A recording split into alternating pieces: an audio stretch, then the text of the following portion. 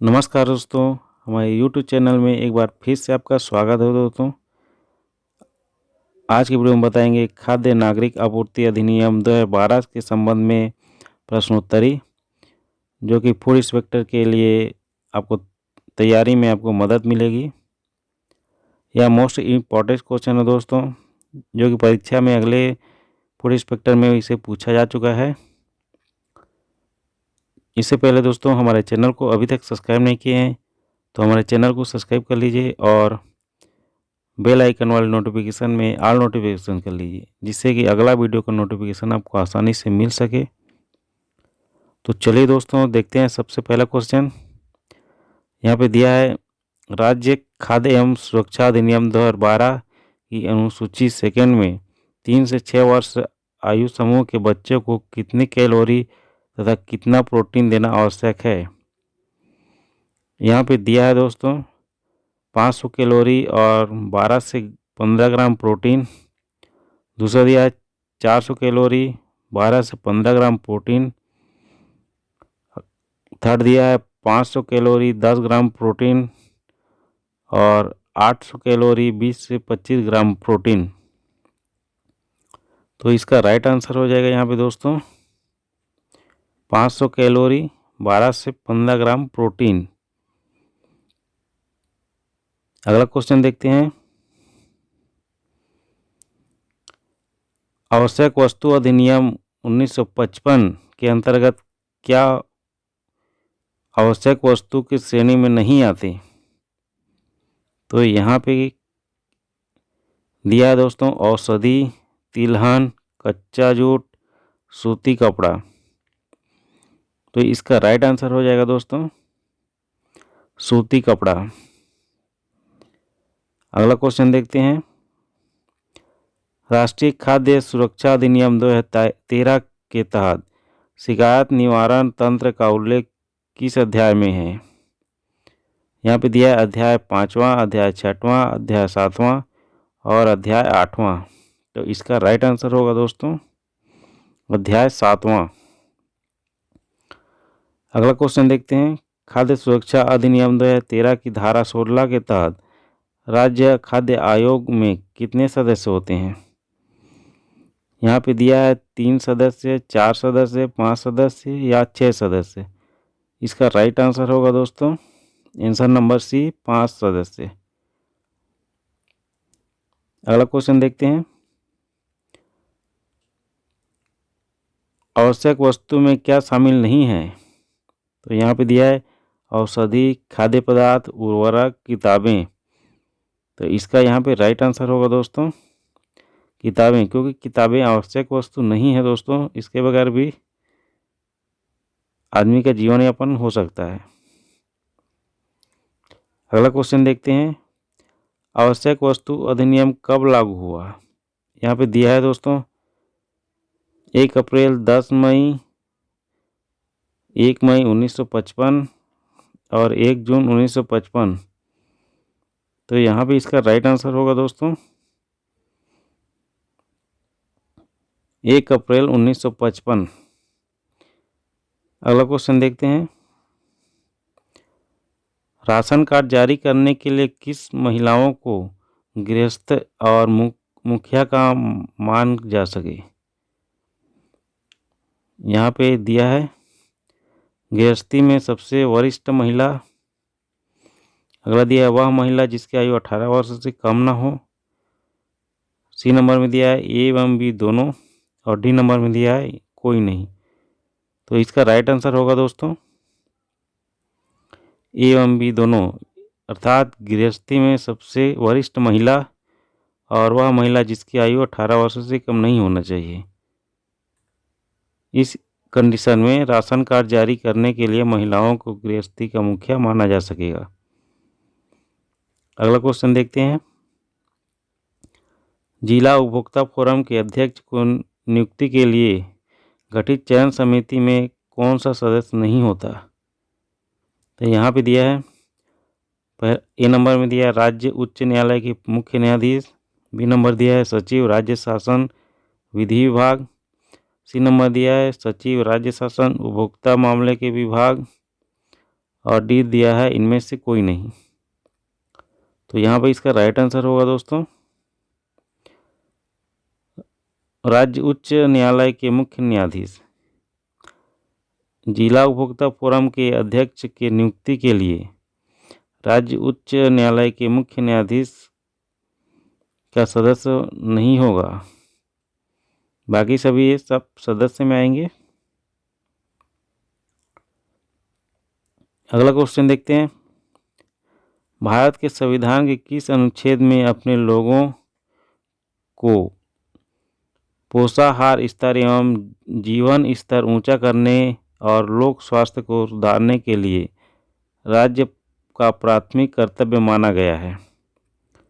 ए number में दिया है अनुच्छेद 44, बी नंबर में अनुच्छेद 45, सी नंबर में अनुच्छेद 46 और डी नंबर में अनुच्छेद 47।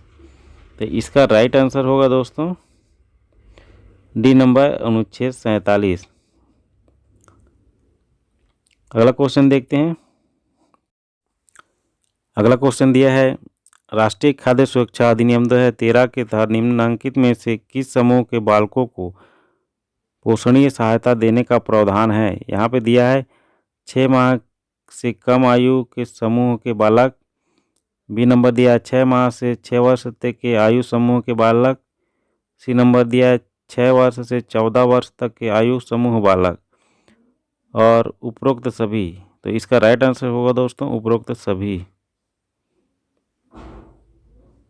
अगला क्वेश्चन दिया है राष्ट्रीय उपभोक्ता आयोग, राज्य उपभोक्ता आयोग अथवा जिला फोरम के किसी आदेश का अनुपालन के लिए आने वाले अधिक दंड का प्रावधान निम्नलिखित है। यहाँ पे दिया है ये नंबर में 3 वर्ष अथवा 10,000, बी नंबर 3 वर्ष अथवा 10,000, 3 वर्ष अथवा 2,000, 3 वर्ष अथवा 2,000। तो इसका राइट आंसर होगा दोस्तों 3 वर्ष अथवा 10,000 रुपये।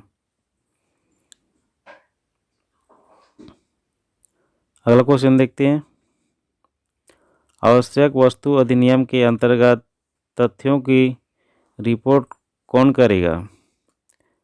यहाँ पे दिया है लोक सेवक, सामान्य व्यक्ति, मालिक और पंडित व्यक्ति। तो इसका राइट आंसर होगा दोस्तों लोक सेवक। अगला क्वेश्चन देखते हैं आवश्यक वस्तु अधिनियम 1955 के किस धारा में अधिनियम के उल्लंघन के लिए शांति प्रावधान है? यहाँ पे दिया है धारा 6 ब, धारा 6 स, धारा 7, धारा 8। यहाँ पे इसका राइट आंसर होगा दोस्तों धारा 7। अगला क्वेश्चन दिया है दूरस्थ पहाड़ी तथा जनजाति क्षेत्र में रहने वालों लोगों के लिए किस धाराओं में प्रावधान दिया गया है? यहाँ पे दिया है धारा 27, धारा 28, धारा 29 और धारा 30। इसका राइट आंसर होगा दोस्तों धारा 30। अगला क्वेश्चन देखते हैं किस परिवार के लिए राज्य खाद्य एवं सुरक्षा अधिनियम 2012 के तहत अनुसूची 1 में दाल देने का प्रावधान नहीं है? तो यहाँ पे ए नंबर में दिया सामान्य परिवार, बी नंबर में अंत्योदय परिवार, सी नंबर में प्राथमिक परिवार और डी नंबर में उपरोक्त सभी। तो इसका राइट आंसर हो जाएगा दोस्तों सामान्य परिवार। अगला क्वेश्चन दिया है राज्य खाद्य एवं पोषण सुरक्षा अधिनियम 2012 के किस धारा के तहत गर्भवती तथा शिशुवती महिलाओं के लिए निःशुल्क भोजन हेतु योजना बनाई गई? यहाँ पे दिया है ए नंबर में धारा 2, बी में धारा 3, सी नंबर धारा 4 और डी नंबर धारा 5। इसका राइट आंसर होगा दोस्तों धारा 4 सी नंबर। अगला क्वेश्चन देखते हैं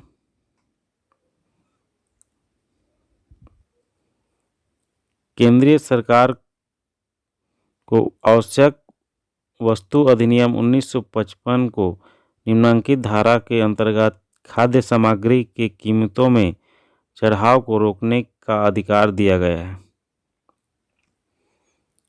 यहाँ पे दिया है दोस्तों धारा 3A, धारा 3B, धारा 4 और धारा 5। इसका राइट आंसर होगा दोस्तों धारा 3B। अगला क्वेश्चन देखते हैं।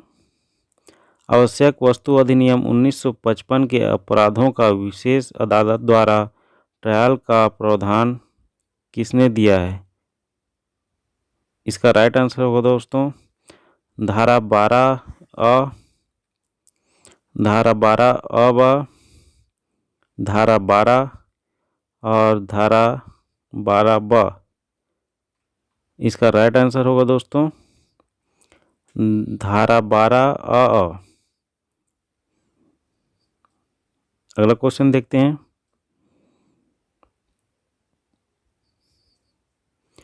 कौन सा व्यक्ति आवश्यक वस्तु अधिनियम 1955 की धारा 3 के तहत पारित आदेशों का उल्लंघन किया माना जाएगा? इसका यहाँ पे दिया है दोस्तों वह जो आदेश का उल्लंघन करता है। बी नंबर में यहाँ जो उल्लंघन करने का दुष्प्रेरण करता है। सी नंबर में अ दोनों और डी नंबर में उपरोक्त नहीं। तो यहाँ पे इसका राइट आंसर होगा दोस्तों ए नंबर, वह जो आदेश का उल्लंघन करता है। अगला क्वेश्चन देखते हैं। पूर्विका प्राप्त गृहस्थियों के संबंध में क्या सही नहीं है? ये नंबर दिया है पूर्विका प्राप्त गृहस्थियों की पहचान के लिए मार्गदर्शी सिद्धांत बनाने का उल्लेख धारा 10 में है।